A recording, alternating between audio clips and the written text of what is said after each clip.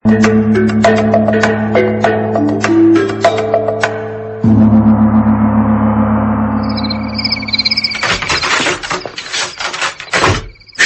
একদিন সন্ধ্যাবেলা কাজ থেকে ফিরে তার ঘরে ঢুকে দেখলেন মেঝেতে একটা বিঘত খানেক লম্বা সরু গাছের ডাল পড়ে আছে। সাধনবাবু পিটপিটে স্বভাবের মানুষ, ঘরে যা সামান্য আসবাব আছে, খাট, আলমারি, আলনা, জলের কুঁজো রাখার টুল, তার কোনোটাতে এক কণা ধুলো তিনি বরদাস্ত করতে পারেন না। বিছানার চাদর, বালিশের ওয়ার, ফুলকারি করা টেবিল ক্লথ সবই তকতকে হওয়া চাই। এতে ধোপার খরচটা বাড়ে, কিন্তু সেটা সাধনবাবু গা করেন না। আজ ঘরে ঢুকেই গাছের ডাল দেখে তার নাক কুঁচকে গেল। পচা! চাকর পচা মনিবের ডাকে এসে হাজির। বাবু ডাকছিলেন? কেন, তোর কি সন্দেহ হচ্ছে? না বাবু, তা হবে কেন? মেঝেতে গাছের ডাল পড়ে কেন? তা তো জানি না বাবু, কাক চড়ুইয়ে এনে ফেলেছে বোধহয়। কেন ফেলবে? কেন?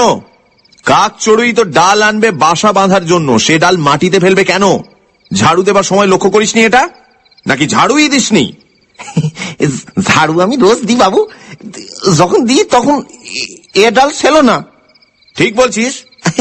আগে হ্যাঁ বাবু। তাজ্জব ব্যাপার তো। পরদিন সকালে আপিস যাবার আগে একটা চড়ুইকে তার জানালায় বসতে দেখে সাধন বাবুর সন্দেহ হল ইনি বাসা বাঁধার ফিকির খুঁজছেন। কিন্তু কোথায়? ঘরের মধ্যে জায়গা কোথায়? ঘুলঘুলিতে কি? তাই হবে। 3 তলা ফ্ল্যাট বাড়ির 7খানা ঘরের মধ্যে তার ঘরের দিকেই চড়ুইয়ের দৃষ্টি কেন? এই নিয়েও সাধন বাবুর মনে খটকা লাগলো। এমন কিছু আছে কি তার ঘরে যা পাখিদের অ্যাট্রাক্ট করতে পারে? অনেক ভেবে সাধন বাবুর সন্দেহ হল ওই যে নতুন কোবরেজি তেলটা তিনি ব্যবহার করছেন, যেটা দোতলার শখের কবিরাজ নীলমণি বাবুর মতে খুশকির মহৌষধ, সেটার উগ্র গন্ধই হয়তো পাখিদের টেনে আনছে। সেই সঙ্গে এমনও সন্দেহ হলো যে এটা হয়তো নীলমণি বাবুর ফিছলেমি। সাধন বাবুর ঘরটাকে একটা পক্ষী নিবাসে পরিণত করার মতলবে তিনি এই তেলের গুণগান করছেন। আসলে 17-2 মির্জাপুর স্ট্রিটের এই ফ্ল্যাট বাড়ির সকলেই সাধন বাবুর সন্দেহ বাতিকের কথা জানেন এবং আড়ালে এই নিয়ে হাসি ঠাট্টা করেন।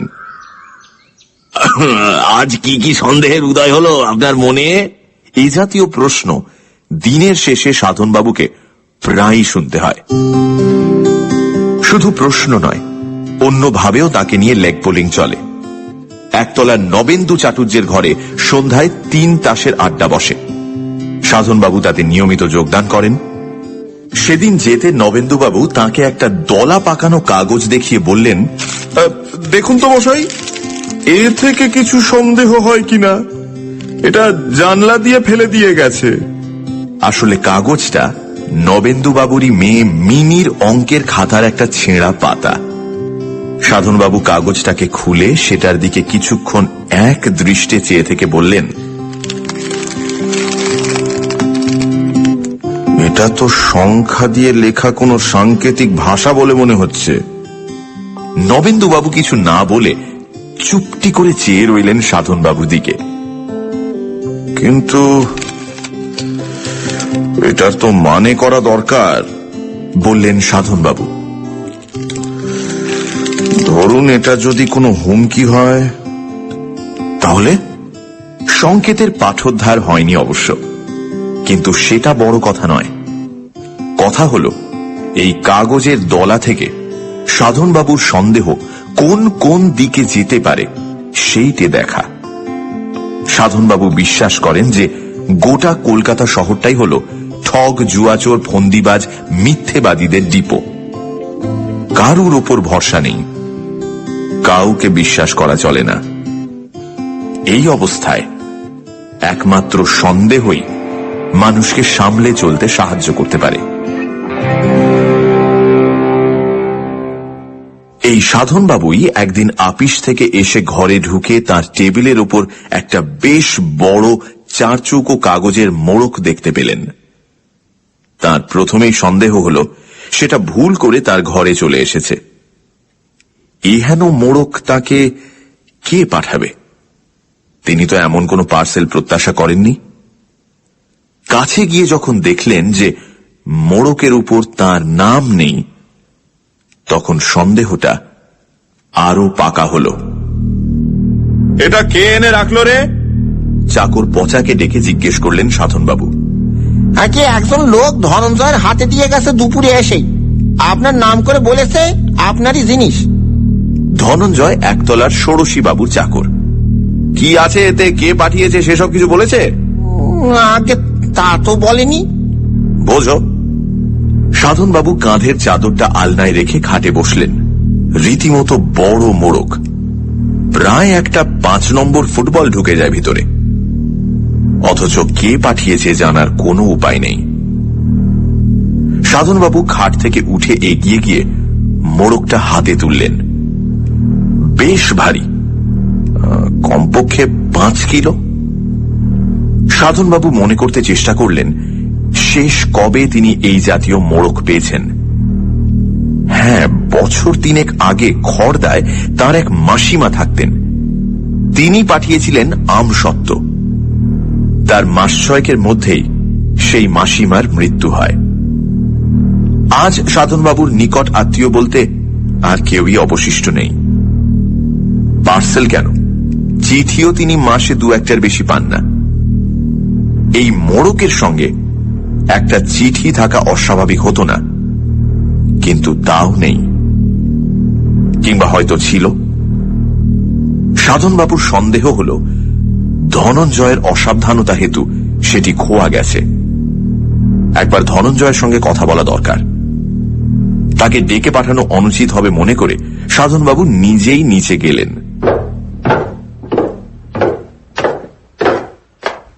ধনঞ্জয় উঠোনে বসে হামানদিস্তায় কি যেন ছেঁচছিল।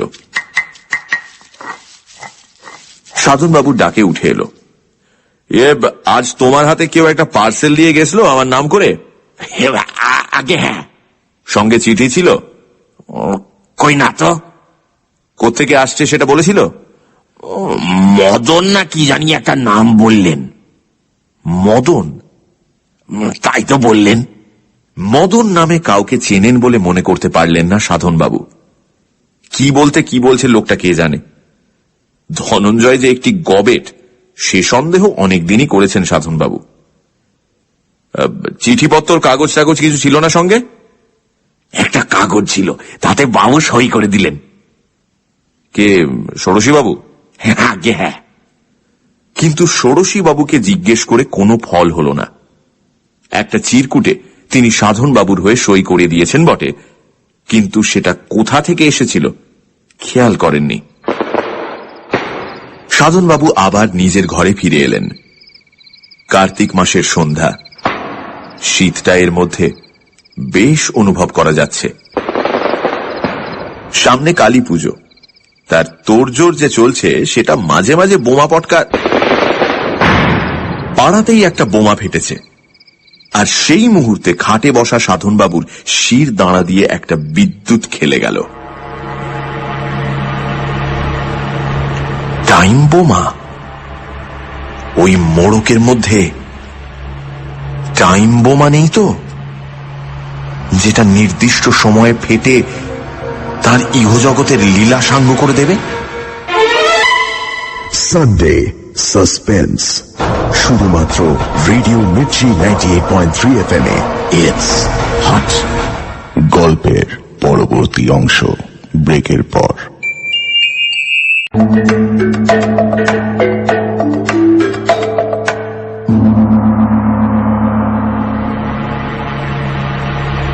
এই টাইম বোমার কথা ইদানিং খুব শোনা যাচ্ছে।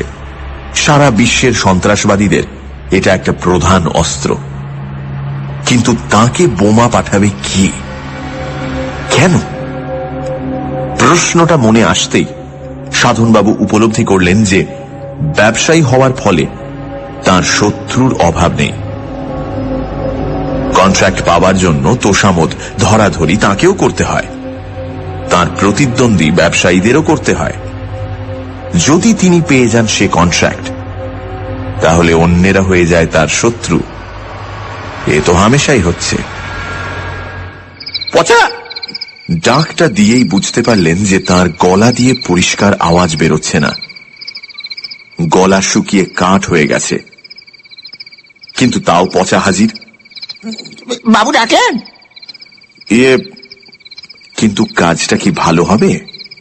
সাধনবাবু ভেবেছিলেন পচাকে বলবেন পার্সেলে কান লাগিয়ে দেখতে টিক টিক শব্দ শোনা যাচ্ছে কিনা। টাইম বোমার সঙ্গে কলকবজা লাগানো থাকে, সেটা টিক টিক শব্দে চলে। সেই টিকটিকই একটা পূর্ব নির্ধারিত বিশেষ মুহূর্তে প্রচন্ড বিস্ফোরণে পরিণত হয়। পচা যখন কান লাগাবে তখনই যদি বোমাটা... সাধনবাবু আর ভাবতে পারলেন না। এদিকে পচা বাবুর আদেশের জন্য দাঁড়িয়েই আছে। সাধনবাবুকে বলতেই হলো যে তিনি ভুল করে ডেকেছিলেন, তার কোনো প্রয়োজন নেই। এই রাতটা সাধনবাবু ভুলবেন না কোনোদিন। অসুখ বিসুখে রাত্রে ঘুম হয় না, এটা স্বাভাবিক, কিন্তু চরম আতঙ্কে এই শীতকালে ঘর্মাক্ত অবস্থায় সারা রাত ঠায় বিছানায় বসে কাটানোর অভিজ্ঞতা তার এই প্রথম। কিন্তু সকাল পর্যন্ত যখন বোমা ফাটল না, তখন কিছুটা আশ্বস্ত হয়ে সাধনবাবু স্থির করলেন যে আজই সন্ধ্যায় মোড়কটা খুলে দেখতে হবে তার মধ্যে কি আছে। তার নিজেরও মনে হয়েছে যে তার সন্দেহটা মাত্রা ছাড়িয়ে যাচ্ছে। কিন্তু সন্ধেবেলা এমন একটা ঘটনা ঘটল যে সাধনবাবুর আর মোড়ক খোলা হলো না। অনেক লোক আছে যারা খবরের কাগজের আদ্যপান্ত না পড়ে পারে না। সাধনবাবু এই দলে পড়েন না। প্রথম এবং মাঝের পাতার খবরগুলোর শিরোনামে চোখ বুলিয়েই তার কাগজ পড়া হয়ে যায়। আজও তার ব্যতিক্রম হয়নি। তাই উত্তর কলকাতায় খুনের খবরটা তার দৃষ্টি এড়িয়ে গিয়েছিল। আপিস থেকে ফিরে একতলায় নবেন্দু চ্যাটার্জির ঘরে একটা বড় রকম দাপাদাপি চলছে শুনে কারণ জিজ্ঞেস করে তিনি ঘটনাটা জানতে পারলেন। পটুয়াটোলা লেনে খুন। হত ব্যক্তির নাম শিবদাস মৌলিক। কথাটা শুনেই সাধনবাবুর একটা সুপ্ত স্মৃতি খোঁচা খেয়ে জেগে উঠল। এক মৌলিককে তিনি চিনতেন খুব ভালো করে। তার প্রথম নাম শিবদাস কি? হতেও পারে। সাধনবাবু তখন থাকতেন ওই পটুয়াটোলা লেনেই। মৌলিক ছিল তার প্রতিবেশী। 3 তাসের আড্ডা বসত মৌলিকের ঘরে রোজ সন্ধ্যায়। মৌলিককে কেন জানি মৌলিক বলেই ডাকত সবাই। আরো 2 জন ছিলেন আড্ডায়, সুখেন দত্ত আর মধুসূদন মাইতি। এই দ্বিতীয় ব্যক্তিটির মতো সাংঘাতিক চরিত্র সাধনবাবু আর দেখেননি। তাসের খেলায় সে যে জুয়াচুরির রাজা, সে সন্দেহ সাধনবাবুর গোড়া থেকেই হয়েছিল। শেষে বাধ্য হয়ে একদিন সন্দেহটা প্রকাশ করতে হলো। এতে মধুমাইতির প্রতিক্রিয়া হয়েছিল ভয়াবহ। তার পকেটে সবসময় যে একটি চাকু অবস্থান করে সেটা সেদিনই জানতে পেরেছিলেন সাধনবাবু। তিনি প্রাণে বেঁচেছিলেন মৌলিক আর সুখেন দত্তর জন্য। ব্যবসায় উন্নতির পর সাধনবাবু পটুয়াটোলা লেনের খোলার ঘর ছেড়ে চলে আসেন মির্জাপুর স্ট্রিটের এই ফ্ল্যাটে। আর সেই থেকেই মৌলিক অ্যান্ড কোম্পানির সঙ্গে তার যোগ বিচ্ছিন্ন হয়ে যায়।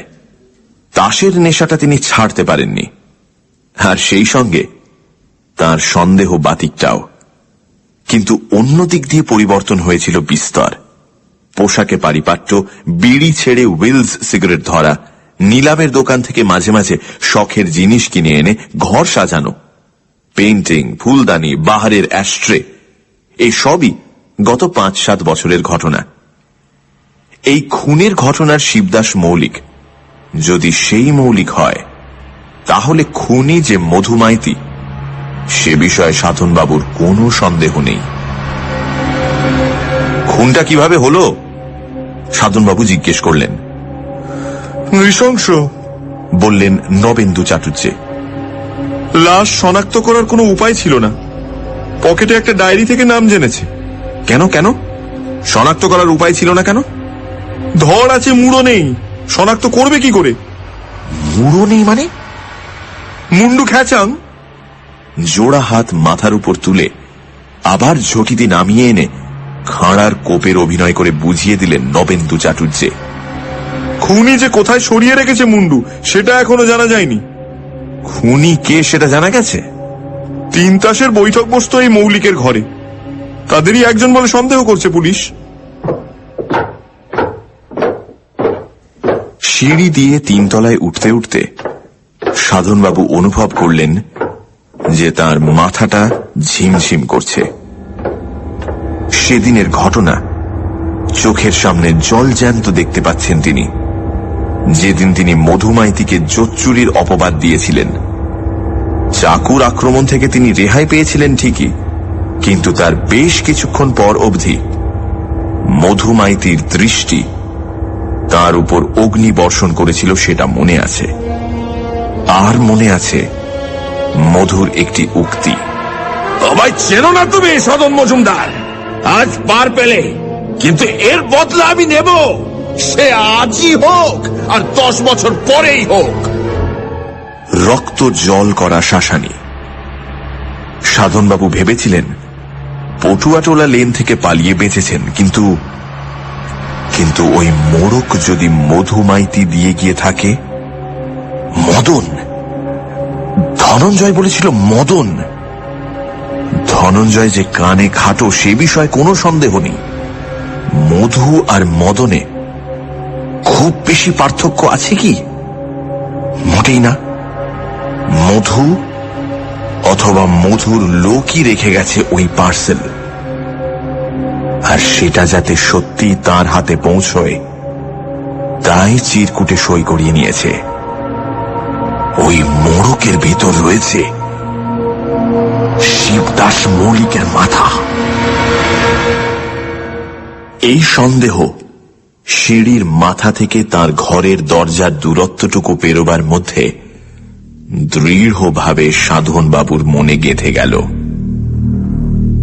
দরজা থেকেই দেখা যায় টেবিলের ওপর ফুলদানিটার পাশে রাখা মোড়কটাকে।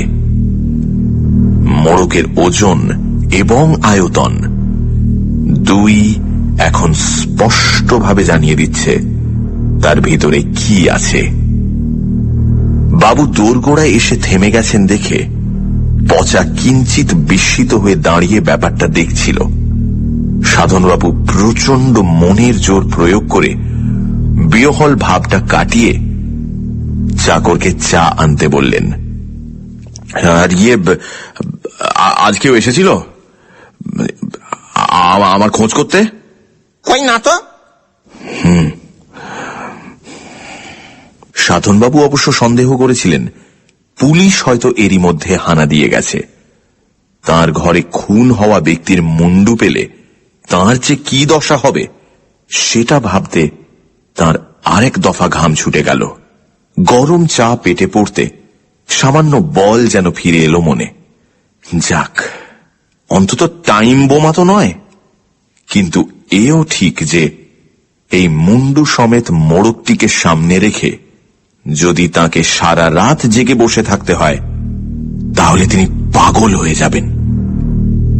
ঘুমের বড়িতে ঘুম হলো ঠিকই, কিন্তু দুঃস্বপ্ন থেকে রেহাই পাওয়া গেল না। একবার দেখলেন মুন্ডুহীন মৌলিকের সঙ্গে বসে 3 তাস খেলছেন তিনি। আরেকবার দেখলেন মৌলিকের ধড়বিহীন মুন্ডু তাকে এসে বলছে, দাদা, ওই বাক্সে প্রাণ হাঁপিয়ে উঠছে, দয়া করে মুক্তি দিন আমায় দাদা।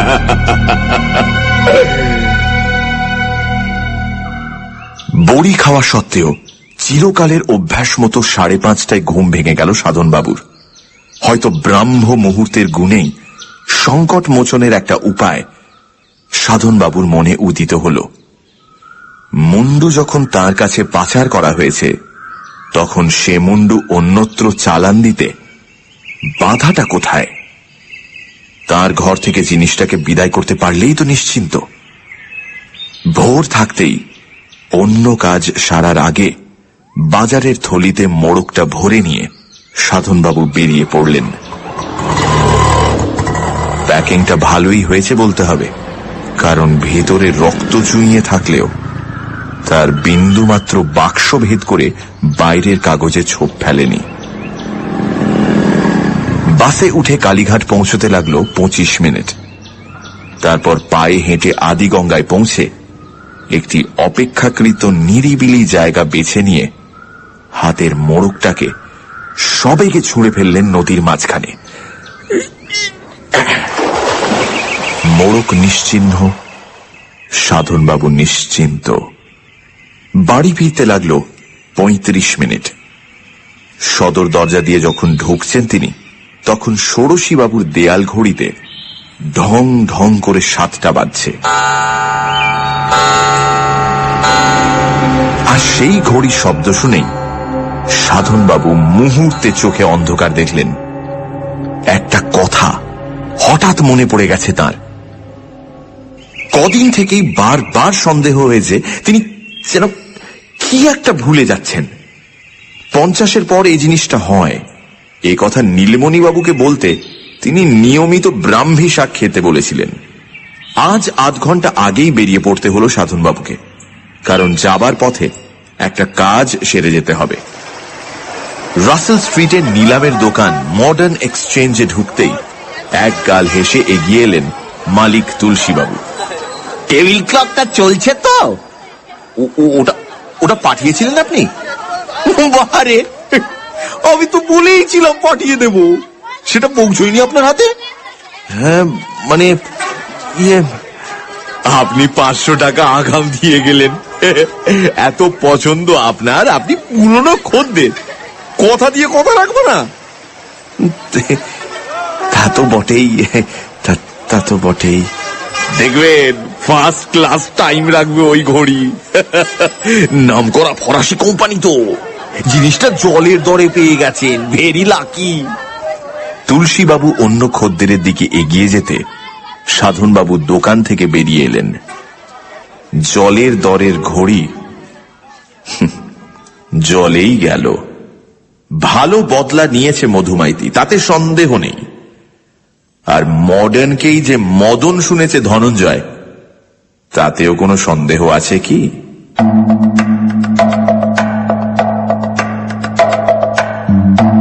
শুনছিলেন সাধন বাবুর সন্দেহ, রচনা সত্যজিৎ রায়, গল্প পাঠে মীর, শব্দগ্রহণ আবহ সঙ্গীত এবং স্পেশাল এফেক্টসে রিচার্ড, পরিকল্পনা ও পরিচালনায় ইন্দ্রাণী।